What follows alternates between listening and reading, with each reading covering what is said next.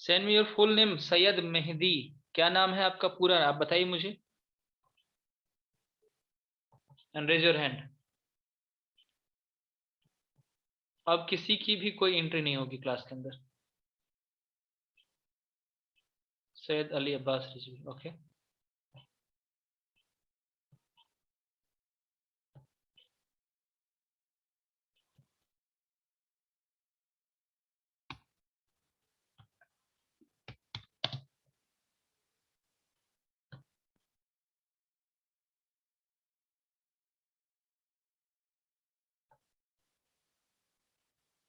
चलो देखो, अब तक हमने जो भी देखा था उन सभी में हमने रेनफॉल जो था उसको एक मेजर जो होगा कैरेक्टरिस्टिक रखा था, जो कि नेचर ऑफ फॉरेस्ट को चेंज करे, यही था ना। हमने जो पढ़ा है 200 सेंटीमीटर से अगर अधिक होता है रेनफॉल, तो उसको हमने कहा कि ये एवरग्रीन फॉरेस्ट होगा। फिर हमने उसके बाद रेंज किया कि 70 टू 200 सेंटीमीटर के बीच में आएगा तो वो डिसीडियस फॉरेस्ट होगा। फिर उसके अंदर हमने दो पार्ट किए थे, एक 70 टू 100 किए थे, और फिर दूसरा जो था 70 टू 200 किए थे। ठीक है, कुछ एक बुक में मैंने बताया था कि ये जो डिफरेंसेस होते हैं वो 70 to 120 and there after 120 to 200 के बीच में किया जाता है। ठीक ना। अब देखो, अब जो होगा नेक्स्ट जो फीचर हम लोग देखने जा रहे हैं, that feature is based on the temperature. अगला जो है फीचर वो टेम्परेचर बेस्ड होने वाला है, क्योंकि इस बार हाइट बढ़ेगा, और जैसे ही हाइट बढ़ता है तो टेम्परेचर इंक्रीज करता है कि डिक्रीज करता है, बताइए तो मुझे जरा। टेम्परेचर डिक्रीज करेगा, पक्का ना। टेम्परेचर डिक्रीज करेगा। वेट, यहाँ पे हम लोग चलो मैप में आते हैं। देखो ये मैप में ये जो ग्रीन कलर का एरिया है, दिस ग्रीन कलर एरिया, यहाँ पे दो स्टेट्स आपके लगभग आ रहे हैं, एक है जम्मू एंड कश्मीर, ठीक ना, जम्मू एंड कश्मीर, और दूसरा जो था एक उत्तराखंड, यहाँ पे मिल जा रहा ना आपको। जम्मू एंड कश्मीर उत्तराखंड आपको देखने को मिल जाएंगे। यहाँ पे सिक्किम है हमारा, इधर है अरुणाचल प्रदेश। इन सभी एरिया में ये जो बना हुआ एक लाइन, यहाँ पे एक बहुत ही बड़ा सा माउंटेन है। कौन सा माउंटेन है? यहाँ पे माउंटेन रेंजेस है हमारे पास, कौन से?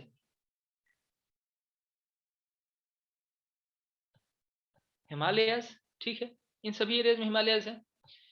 अच्छा, अब ये क्या हुआ कि ये जो हिमालय रेंजेस हैं, ये पूरा का पूरा, इन सभी रेंज में एक खास तरह का फॉरेस्ट निकलता है जो प्रेजेंट रहेगा। और वो जो होगा वो हिंदी में अगर कहा जाए हिमालय पर्वत है तो पर्वतीय वन, और अगर ये कहा जाए माउंटेन तो इसको हम लोग बोलते हैं माउंटेन फॉरेस्ट। तो इस एरिया में जो फॉरेस्ट मिलेंगे वो कौन से फॉरेस्ट होंगे? माउंटेन फॉरेस्ट होंगे। क्लियर है? समझ में आ रही बात? माउंटेन एरियाज में है, इसलिए उसका नाम क्या है? Mountain forest. लेकिन क्या हिमालय का जो होगा हाइट हर जगह इक्वल है? हिमालय का हाइट हर जगह बराबर है क्या? नहीं है, वैरी करता है। तो फिर क्या होता है कि हाइट वाइज क्या होगा कि जैसे जैसे आप मूव करते चले जाओगे तो हाइट वाइज जो भी आपके प्लांट्स हैं उनका जो स्ट्रक्चर होगा, जो उनका कॉन्फ़िगरेशन होगा वो चेंज होते रहेगा, बदलते रहेगा। और यहाँ पे ये चीजें जो होंगी वो होती हैं क्या, तो उनका जनरली हाइट के ऊपर इफेक्ट पड़ता है, उनके हाइट जो होंगे वो बदलते रहते हैं। समझ में आ रही बात? हाइट उनका जो होगा वो चेंज होते रहेगा। ठीक है। तो देखो जो सबसे ऊपर वाला एरिया चला जाएगा ना, सबसे ऊपर यानी कि जो हाइट है, मतलब हिमालय का हाइट क्या है, what is the height of Himalaya? वैसे इंडिया में तो नहीं है, नेपाल में, लेकिन फिर भी क्या है?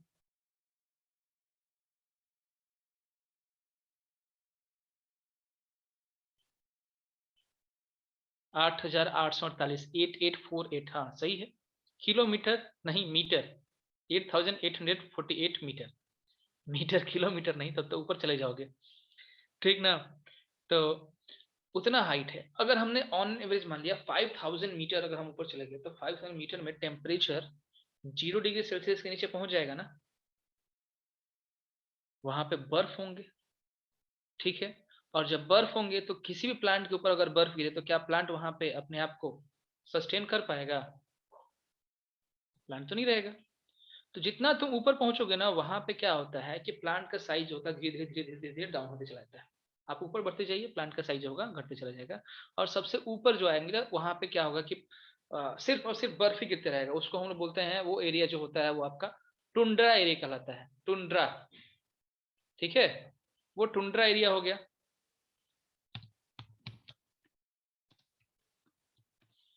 ठीक।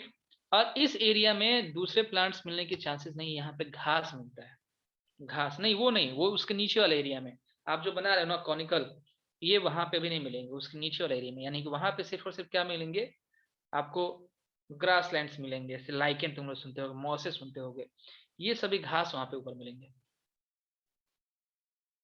ठीक है, समझ में आ रही बात?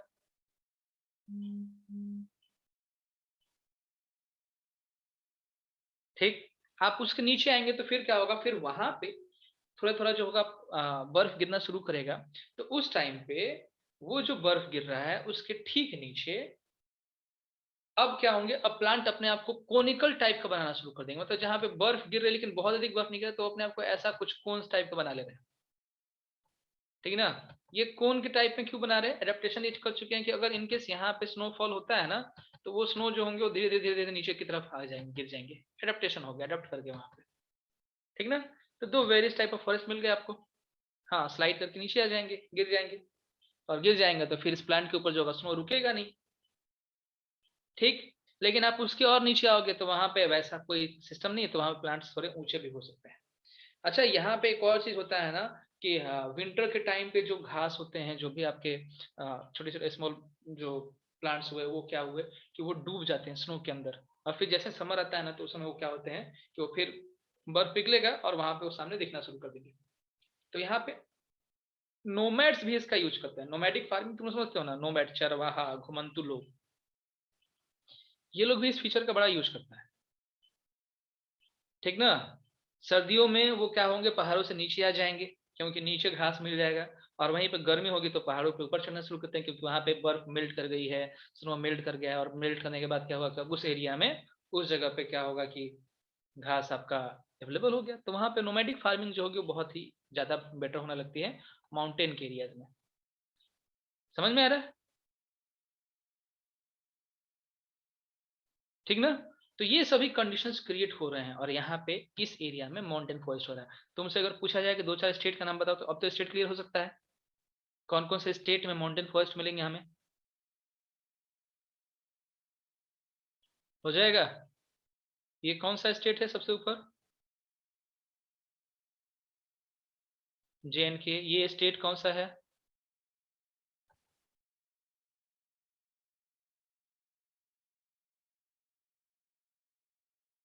ठीक है, उत्तराखंड, ओके। दिस वन, ये जो चिकन नेक बनता है, ये, एंड ये लास्ट वाला।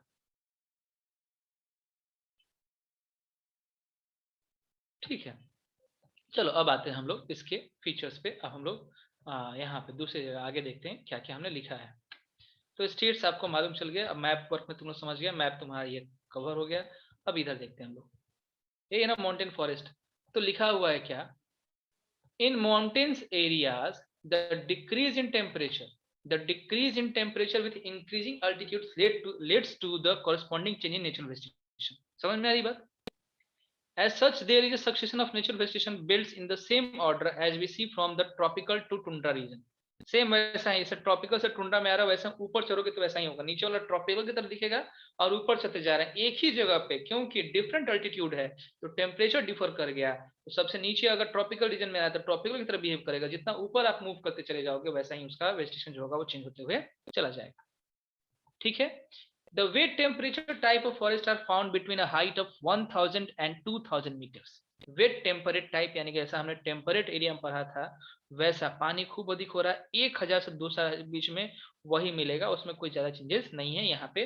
कुछ भी अधिक क्या कहते हैं टेम्परेचर डिफरेंस हमको देखने को मिलता है। उसके बाद 1500 टू 3000 जाओगे तो वहां पे क्या होगा, तो वहां पे एवरग्रीन ब्रॉडलीफ्स मिल जाएंगे क्योंकि वहां पे बारिश खूब अधिक होगी। यहाँ पे टेम्परेचर का कोई खास इफेक्ट हमें नहीं पड़ता है, लेकिन रेनफॉल जो होगा हमें इजिली देखने को मिलता है, जो कि तुम लोग पढ़े होगे कि अगर हाइट बढ़ता है तो हाइट बढ़ने के चलते, हाइट बढ़ने के कारण क्या होता है कि वहां पे कन्वेंशनल रेनफॉल के अलावा कुछ और तरीके के जो होंगे रेनफॉल होना शुरू हो जाते हैं। ठीक है, ओरोग्राफिक रेनफॉल हम लोग पढ़े थे ना, वैसा होना शुरू हो जाएगा, तो वहां पे रेनफॉल काफी अधिक होता है। और उस एरिया में हमारे पास कौन से पौधे मिलेंगे, तो पाइन, देवदार, सिल्वर फिर, स्प्रूस, सेदार, ये सब पौधे वहां पे मिलने वाले हैं। ठीक है, आगे देखते हैं हम लोग। तो at the higher elevation, temperate grasslands are common. At high altitude, generally more than 36,000 meter above the sea level, temperate forest and grassland give way to alpine vegetation. जो आपने टुंड्रा को, जो आपने वो बनाया, हमने बनाया था अभी कोनिकल, उसको हम लोग अल्पाइन वेजिटेशन बोलते हैं। तो धीरे धीरे और ऊपर बढ़ेंगे तो वहां पे क्या होगा कि अल्पाइन रीजन जो होगा वैसा मिलना शुरू हो जाएगा, अल्पाइन वेजिटेशन मिलेगा। ठीक। और ऊपर बढ़ेंगे तो जब हाइयर एरिया में जाओगे तो फिर क्या होगा, घास मिलेगा, तो स्क्रब्स मिलेंगे, स्क्रब्स एंड स्क्रब्स मिलेंगे। ठीक ना, ये सभी मिलेंगे वहां पे, ग्रासलैंड्स मिलेंगे। ठीक, समझ में आई बात। अब वहां पे एनिमल कैसे होंगे, तो एनिमल है आपका Kashmiri Stag, spotted deer, wild ship, ये कुछ एनिमल्स हैं जो कि वहां पे प्रेजेंट रहेंगे। ठीक, समझ में आया ना। सीधे बस थोड़ा सा उसका फीचर्स रखना है, बाकी चीजें जो होंगे आप तो इजिली उसको कर सकते हो। चलो देखो जरा कुछ पॉइंट्स है, इसको नोट डाउन कर लो इस फॉरेस्ट के बारे में। और यहाँ पे देखो, यहाँ पे लिखा हुआ है कि ये जो है कुछ नोमैडिक फार्मर जो कि इसका बहुत यूज करते हैं, गुज्जर्स एंड बकरवाल्स, ये नोमैडिक ट्राइब है, घुमंतु लोग हैं जो कि अपने जानवरों के साथ घूमते हैं। और ये इस चीज का बड़ा बेनिफिट लेते हैं माउंटेन फॉरेस्ट का। और ये श्रब्स वगैरह का जो होगा, स्नो के नीचे जाना और फिर स्नो का हटना, उसका बहुत बेनिफिट लेते हैं ये लोग।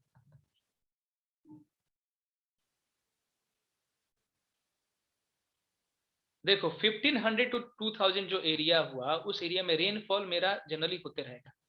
ठीक ना, समझ में आ रही बात। फिर से आते हैं, देखो यहाँ पे है वही, समझ में आ रही बात, वही एरिया है। लेकिन हमने क्या किया है कि यहाँ पे जो डिवीजन किया है ना, ये डिवीजन किया है पहला 1000 टू 2000 के बीच में। ठीक ना। और दूसरा हमने क्या किया है 1500 एंड 3000। अब तुम्हारा जो रेंज आ रहा है, वो रेंज जनरली इसमें भी हो सकता है, इसमें भी हो सकता है।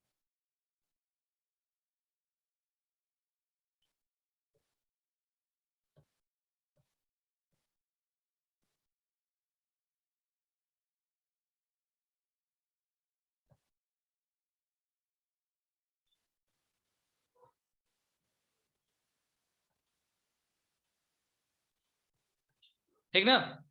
तो ये जो है हमारा यहाँ पे टेम्परेट टाइप का भी मिल सकता है, और इसी जगह पे एवरग्रीन ब्रॉड लीफ ट्रीज भी वहां पे हमारे पास अवेलेबल हो सकते हैं। ठीक है।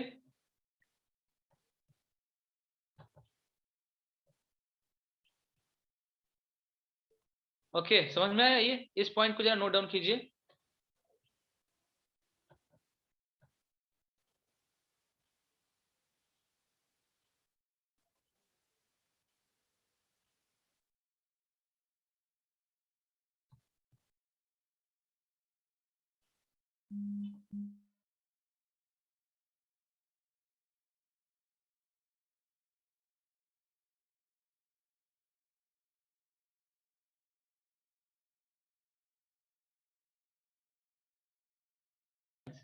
हाँ, सिर्फ बोल्ड लाइन नोट कीजिए और कुछ नहीं।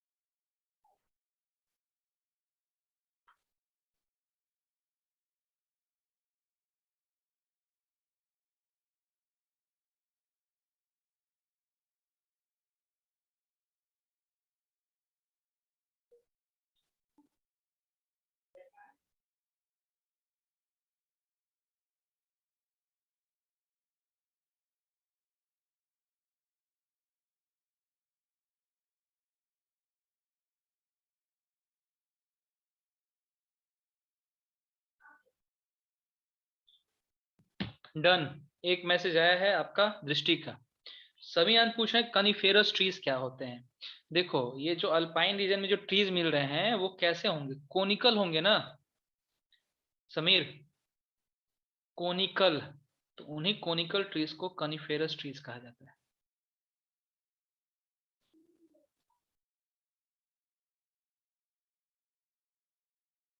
तुम अभी अगर चाहो ना तो थोड़ा सा गूगल वगैरह करो, सब रेड स्प्रूस जो होगा, ये देवदार सीदार जो भी तुम लोग लिख रहे हो, ये सभी के सभी प्लांट्स बिल्कुल उसी तरीके देखने को मिलेंगे तुमको। आगे मूव करें। हाँ हाँ, यस लाइक दैट।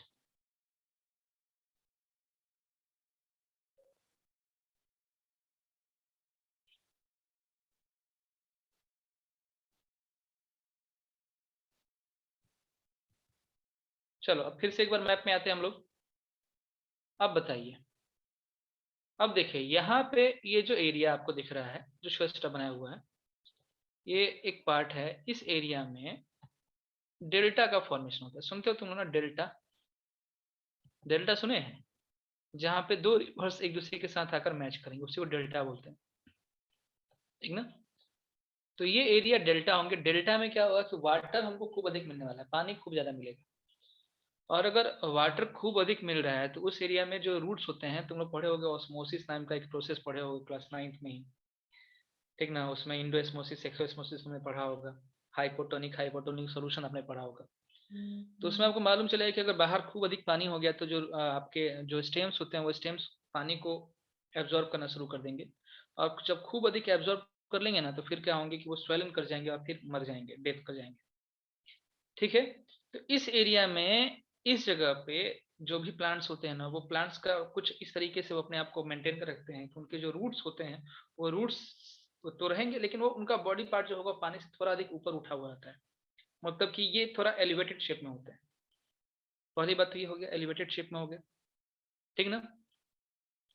वाटर यहाँ पे खूब अधिक, वेजिटेशन यहाँ पे खूब होने वाला है, खूब ज्यादा, ठीक। दूसरा ये क्या काम करते हैं, तो ये देखो ये जब भी जिस भी जगह पे है ना उस एरिया में सी जो होगा, सी आसपास में है, देखो जहां जहां बना हुआ एकदम डेल्टा कहाँ फॉर्मेशन होता है, तो जहां सी का मुहाना होता है, सी जो माउथ होते हैं ना रिवर्स के, सी में आके जाते हैं, सोर्स एंड माउथ आप लोग को पढ़े थे। तो वहां पे अगर किसी तरीके से मान के चलो कोई भी साइक्लोन वगैरह आता है, तो साइक्लोन वगैरह आएगा तो सबसे पहले इन्हीं एरिया से टकराएगा ना, मैंग्रोव फॉरेस्ट से। और जब साइक्लोन मैंग्रोव मैंग्रोव फॉरेस्ट से टकराएगा तो क्या करेगा, उनके स्पीड को डिक्रीज कर देगा, ठीक है। समझ में आ रही बात। तो ये प्रोटेक्ट भी करते हैं, ठीक। ये वैसे एरिया में है जहां पे वाटर काफी अधिक हुई है, वाटर लॉजिंग काफी ज्यादा है। बात आ रही समझ में, ठीक ना। अब इसमें से एक जो एरिया जो ऊपर आपका बाउंडेड है बंगाल के आसपास, ये एरिया जो होगा ये सुंदरबन डेल्टा कहलाता है। सुने आप लोग, सुंदरबन डेल्टा। यहाँ पे जो दो बड़ी बड़ी रिवर हैं उसका एक तरह से मर्ज करती हैं बड़े बड़े रिवर्स। एक कौन है, तो एक गंगा है and the second one is Brahmaputra, ये दोनों मर्ज करते हैं इस जगह पे। और उनकी मर्जिंग के चलते क्या होता है, ये जो एरिया था इस एरिया में काफी अधिक मर्ड सिल्ट मिलता है, ठीक ना। ये सुंदरवन क्यों कहते हैं ये भी पता होगा, सुंदरबन क्यों कहते हैं इसे, क्यों। यहाँ पे एक ट्री मिलती है जिसका नाम क्या है, सुंदरी, यही ना। सुंदरी नाम का यहाँ के ट्री होता है इसलिए हम लोग सुंदरबन डेल्टा बोलते हैं, ठीक। अब इस सभी एरिया में तुम लोग देखोगे ना तो यहाँ पे जानवर भी, एनिमल्स भी हमारे पास मिलने वाले हैं। हर जगह पे एनिमल्स होंगे, ठीक ना। तो इस एरिया में तुम लोग सुने होंगे रॉयल बंगाल टाइगर, सुना है ना, रॉयल बंगाल टाइगर, ठीक है। ये इसी एरिया में मिलता है, हाँ गुड, बंगाल टाइगर ये इसी एरिया में मिलेगा, ठीक है। बस ये हम लोग का लास्ट फॉरेस्ट था मैंग्रोव फॉरेस्ट। देखो मैंग्रोव फॉरेस्ट कैसा है इसका जरा एक बार पिक्चर देख लो, इसको देखो, ये इसके रूट्स जो होंगे वो धीरे धीरे धीरे धीरे ऊपर उठे हुए हैं ना, ऊपर उठे हुए यहाँ पे रूट्स,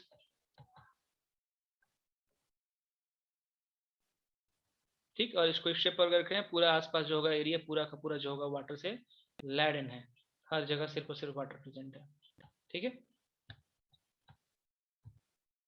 तो देखते हैं तो ये मैंग्रोव फॉरेस्ट, या इसको हम लोग टाइडल फॉरेस्ट बोल सकते हैं, टाइड के साथ काफी होते हैं, found in the areas of the coastal influence by the tides, mud and silt get accumulated on such coast, इस एरिया में मड एंड सिल्ट जो होंगे जमा हो जाएंगे। और एग्जांपल है in Ganga Brahmaputra delta sundari trees पाए जाते हैं, याद रखिएगा आप लोग, ठीक ना। इसके अलावा बहुत सारे ट्रीज यहाँ मिल सकते हैं, पाम, कोकोनट, केवड़ा, अगर, ये सब प्लांट्स यहाँ मिलते हैं। और royal Bengal tiger is the famous animal in this forest. इसके अलावा टर्टल्स, क्रोकोडाइल्स, घड़ियाल, स्नेक्स, ये सब के सब, क्योंकि ये बहुत ही अधिक मडी एरिया है, तो ये जो एम्फीबियंस हैं आपके वाटर के अंदर रहने वाले, वो काफी देखने मिलने वाले हैं। ये समीर आनंद, जो मड जो है आपके मैंग्रोव फॉरेस्ट, ये around the areas of salty water, ये भी बिल्कुल जो लैगून का फॉर्मेशन होता है ना, तो बहुत सारे लैगून के आसपास में भी ये जो होंगे वो उग सकते हैं, but they still require fresh water, उनको फ्रेश वाटर चाहिए। अगर उनको कहीं से भी फ्रेश वाटर मिल रहा है, यानी कहीं ना कहीं रिवर वाटर जो होंगे वो उस जगह पे होना चाहिए। जनरली वो वहीं पे फॉर्मेशन होंगे जहाँ पे डेल्टा होगा, और डेल्टा किसका बनता है, रिवर का बनता है, ठीक है। तो जिस भी जगह पे ये हो रहा है ना, यहाँ पे आपने टाइड पढ़ा है ना, टाइड कहाँ से आते हैं, सी वाटर से आ रहे हैं, ठीक है। तो वहां पे साल्ट तो बिल्कुल कॉमन सी बात है, साल्टी वाटर उसके अराउंड होगा ही होगा, ठीक ना। चलिए, बोल्ड लाइन जो होंगे उसको नोट डाउन कर लो। और बस ये हमारा फॉरेस्ट एरिया जो था वो कवर हो चुका हम लोग का, लगभग हमने फॉरेस्ट पढ़ लिया। और जब फॉरेस्ट तुमने पढ़ लिया है, तो इसी चीज में आपने जगह जगह देखा होगा कहाँ कहाँ कौन कौन से एनिमल्स मिलते हैं, उसी को हम लोग फिर से थोड़ा सा रिकैप करेंगे और आ जाएंगे वाइल्ड लाइफ, ठीक। जल्दी इसको नोट डाउन कर लीजिए, मैंग्रोव फॉरेस्ट को।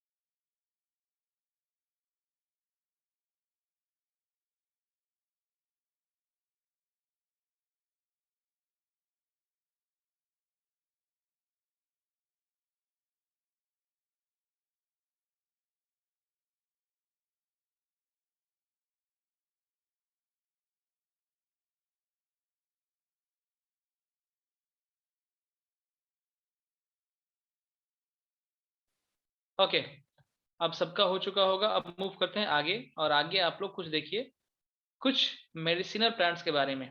हमारी कंट्री में कुछ मेडिसिनल प्लांट्स हैं, ठीक है, मेडिसिनल प्लांट जिससे हम अपनी इलाज कर सकते हैं, ठीक ना। तो देखो कौन कौन से मेडिसिनल प्लांट्स हैं। ये वैसे आपको ज्यादा याद करने की जरूरत नहीं है, ये आपके बॉक्स मटेरियल है, फिर भी क्यूज में हम आपसे पूछ सकते हैं। First one is सर्पगंधा।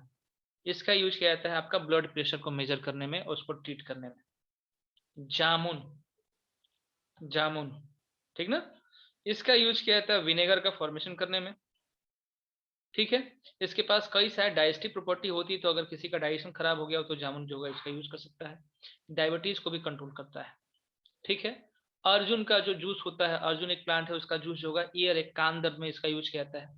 ठीक है, बबूल, बबूल जो होगा आंख अगर आपका सूज गया होगा और या आपके गम से जो होगा ब्लड वगैरह आ रहा है तो उसमें बबूल यूज कीजिए।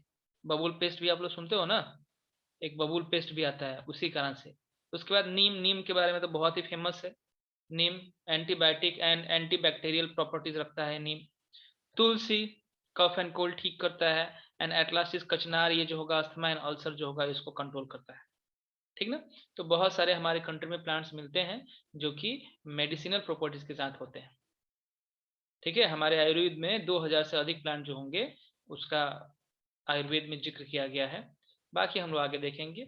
ठीक है, मूविंग अहेड, आगे हम लोग का आ रहा है वाइल्ड लाइफ। ठीक ना, डाटा पे आते हैं हम लोग वाइल्ड लाइफ के ऊपर। ठीक ना, तो इंडिया में फ्लोरा तो हम लोग देख लिए, पूरा का पूरा प्लांट्स हमने देख लिया, काफी सारे प्लांट्स हमारे पास अवेलेबल है। इंडिया में अबाउट 90,000 एनिमल स्पीसीज हैं, आपने पहले लिखा होगा, लिखे हो सब ना, 90,000 एनिमल स्पीसीज हैं। कंट्री में 2000 स्पीसीज हैं बर्ड्स के, और ये जो स्पीसीज हैं ये 13% है वर्ल्ड के टोटल स्पीसीज का। ठीक ना, ये जो नया डाटा आ रहा है कि हमारे कंट्री में 2000 स्पीसीज बर्ड्स के हैं, और इनमें से 13% जो होगा ये वर्ल्ड टोटल है, 13%। उसके बाद 2546 स्पीसीज है फिश का, और ये जो होगा 12% ऑफ द वर्ल्ड स्टॉक। ठीक ना, इसके बाद अगर एम्फीबियन रेप्टाइल और मैमल्स की बात करेंगे तो वो आते हैं between a range of 5 to 8%। ठीक ना, तो ये कुछ आपके डाटा हैं, जो डाटा आपको याद रखना है। 90,000 एनिमल स्पीसीज पहले लिख चुके हो सब, चलो अभी ये नोट डाउन कर लो कि 2000 बर्ड स्पीसीज हैं जो कि 30% of the total world population है, और 2546 फिश के हैं जो कि 12% ऑफ द वर्ल्ड स्टॉक है, और ये जो है ये 5 to 8% के बीच में रेंज करते हैं। बोल्ड, ओनली बोल्ड, और कुछ नहीं।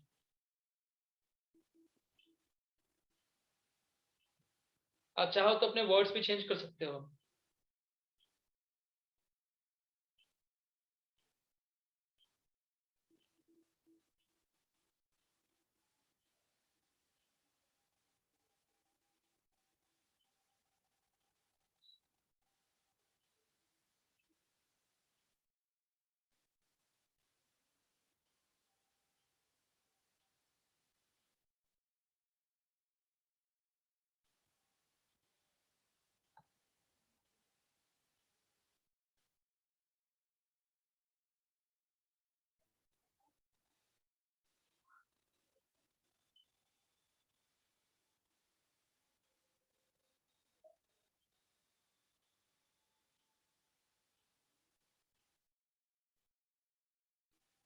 डन, हो चुका ना।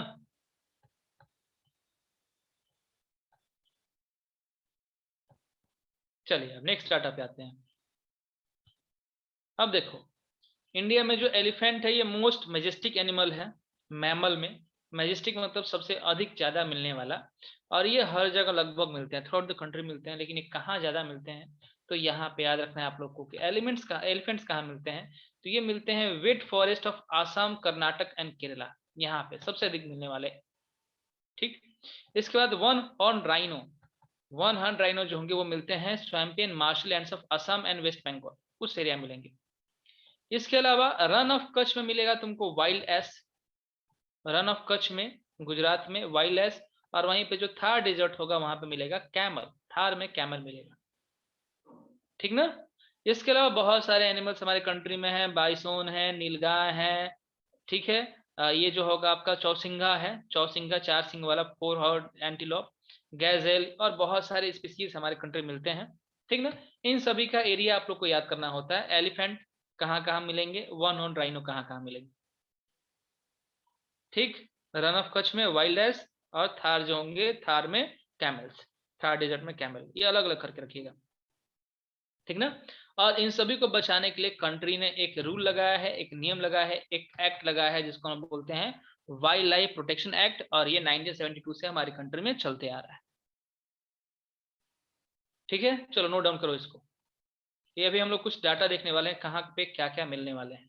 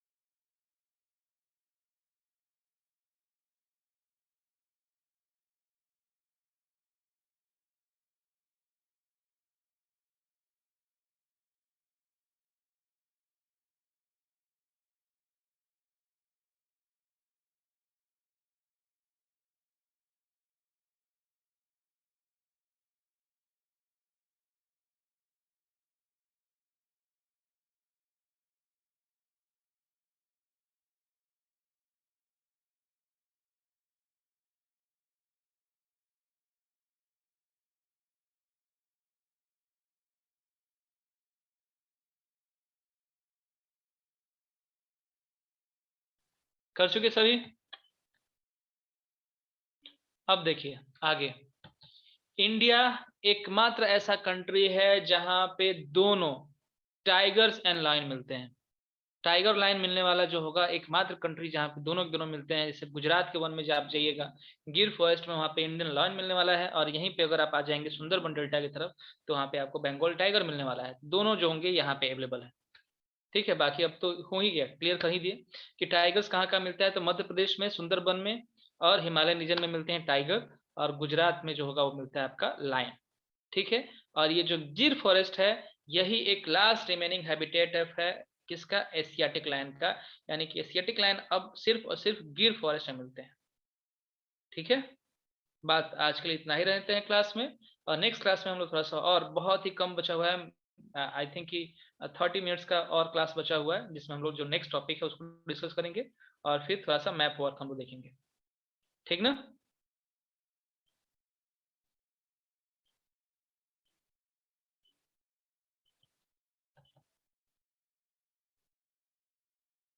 ओके, तो क्लास एंड कर रहे हैं हम। किसी को कोई प्रॉब्लम है तो पूछ सकते हो।